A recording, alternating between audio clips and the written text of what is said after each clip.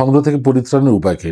প্রথমত হলো যে নিজের ভাবনাকে চিহ্নিত করুন। আপনি যে ভাবনাটা ভাবছেন সেটা কি যুক্তিযুক্ত কিনা, নাকি কারো দ্বারা কল্পনা দ্বারা প্রভাবিত হচ্ছেন, সেটা আগে নিজে ঠিক করুন।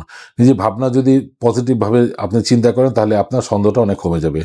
যুক্তির সাহায্য নেই। আপনি যদি এই কাজগুলি করেন যেগুলির পিছনে লজিক আছে, ইললজিক বা অপরিকল্পিত কোনো ভাবনা জানি আপনাকে পরিচালিত না করতে পারে। আপনার পিছনে যুক্তি থাকতে হবে যে ভাবনাটা আপনার জন্য দরকার।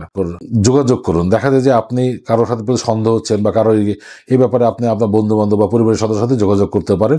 তখন দেখবেন আপনার সন্দেহটা অনেক নির্মূল হয়ে যাবে। নিজে আত্মবিশ্বাস বাড়ান। যে আপনি নিজেকে প্রতি নিজে আত্মবিশ্বাস থাকলে সন্দেহটা অনেক অমূলক দেখা যাবে। দেখবেন যে আপনার সন্দেহটা অনেক কমে যাবে। আগের কোনো ভুল বা ভ্রান্তি কেউ যদি আপনাকে আগে ঠকিয়েও থাকে, মিথ্যা বলে থাকে, পৃথিবীর সব মানুষ এক না।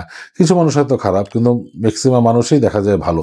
তখন আপনি এই ভালো দিকটা বেছে নিলে আপনার সন্দেহ কমে যাবে। বিশ্বাস, মানুষের জীবনে বিশ্বাস একটি বড় গুরুত্বপূর্ণ জিনিস। আপনার বিশ্বাস মানুষকে করতেই হবে, ঠকলেও করতে হবে।